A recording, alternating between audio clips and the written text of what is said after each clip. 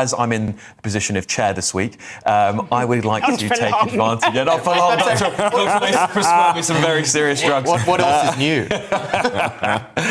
Anyway, in my opinion, Keir Starmer is finished. In less than 12 months, the Prime Minister has bumbled, botched and backtracked his way through number 10. It's not leadership. It's a permanent three-point turn, rivalled only by endless Top Gear reruns. Captain Hindsight, as Boris Johnson once called him, well, that's proving to be more accurate than a political nickname in recent memory from other Prime Ministers I could think of. But let's rerun the greatest U-turn hits so far, shall we? Winter fuel payments, U-turn. Starmer promised not to raise taxes, U-turn. North Sea oil drilling, quite a little U-turn there. Yes, Ed Miliband's gone very quiet, hasn't he? Grooming gangs, the biggest scandal in modern British history. Well, Starmer called those who were calling for a national inquiry. He said they were jumping on a far-right bandwagon, didn't he? Yet another grovelling U-turn on that one. The island of strangers speech, hailed as one of the only honest things he's ever said. He's since walked back on that one too, saying he now regrets it. So much, so far. Anyway, it's only been a year, hasn't it? And Ed Miliband's definitely gone into hiding, hasn't he? I haven't seen that bloke for weeks. And then there's the piece de la résistance. The Prime Minister solving the great riddle of our age. Keir Starmer finally figuring out what a woman was after the Supreme Court ruling. How embarrassing. Even his own backbenchers are now tearing up his policies. Confidence in Sir Keir Starmer is disintegrating. This is a government not on the ropes, but in total freefall. And to get this part started with my panel, I'd like to ask them all, in each, what words of advice they give to the Prime Minister. Will, let's start with you. To quote, I'm testing my British history, I've forgotten, but my words of advice are, in the name of God, man, go. Yeah. Well, I don't want him to go because I don't want Angela Rayner in control of the country. So I would say, please call an election. Well, Sir Keir Starmer actually did give some advice to a previous Prime Minister once. He said that they should not break promises they can't keep. So maybe the Prime Minister should take his own advice for a change. Trey, what advice would you give the Prime Minister? Do you know what I'd say? It's probably to take Thatcher's words, isn't it? This lady's not for turning. I think he should just get to the point where I'm going to stick to where I am going and I don't care what the consequences are. I think that's what he should do. That would show some conviction. Benjamin? Keep calm and carry on.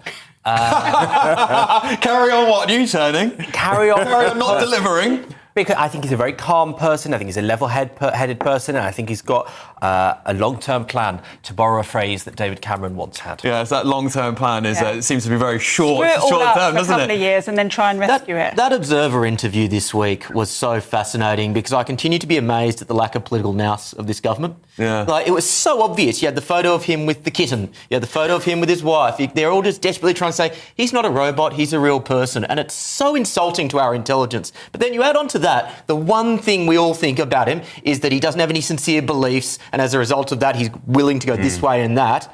And what's the one big thing that comes out of that? Is yet another U-turn on the only thing he's ever said that's correct, which is the Island of Strangers speech. I think he's too good for us in many ways. Oh, Benjamin, I do want to hear it, though. for you. No, because We are not worthy! No, I think he's a very ordinary person, a down-to-earth person, a reflective person. Do you know what? Most politicians, Boris Johnson, won't admit mistakes that ruined his entire parliamentary career. You know, the reason he's not an MP, he still wouldn't accept that he'd lied and misled the public. Whereas now we've got Keir Starmer, who even while in office is willing to admit mistakes, willing to admit misjudgments. Do you know what? In most workplaces, you'd find that really valuable in a colleague. Do you know what? You would be right if that's what he was doing, but he isn't. What he's doing is looking at where the polls are going and trying to change his mind so that he at least isn't minus 27 in his popularity rating. Yeah. Trey, look, looking at this, I mean, I love your opinions because it's an everyday man's opinion, in my opinion. What do you think the general public are thinking about this government?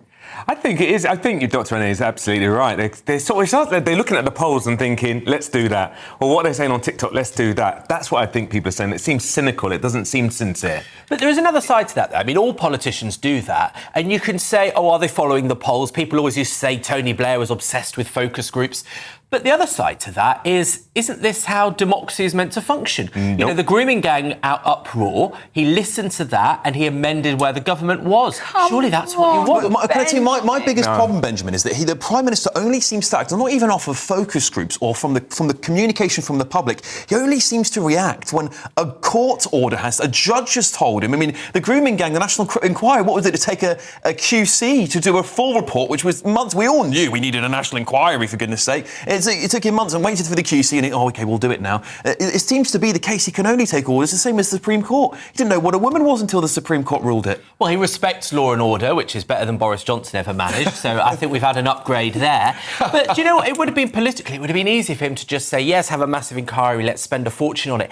I tell you what, if government-led, judge-led inquiries fix the problems in this country, then they would have been fixed a long time ago. He was trying to say that it's politicians' jobs to fix it, not just getting another report out. But the problem you have, Benjamin, is no one believes you. No one believes you when you say that, because when you say that and when he says that collectively, because everyone goes, this guy doesn't have any conviction. He doesn't believe in anything. There is nothing really, there's no North Star which he is aiming towards. You said he's got a long-term plan. Because he's got no conviction, absolutely no one knows what that long-term plan is, because he doesn't know what that long-term plan is. The long-term plan was in the manifesto, and we can see from the amount of U-turns... Some of it. Most of it wasn't. Yeah, well, that's true. A lot of it wasn't in the manifesto. The bits that were have already been U-turned on. That's the problem. And I think what people desire so much in this country is something... This is why people like Donald Trump. Yeah. And it's because... come off. No, that is true.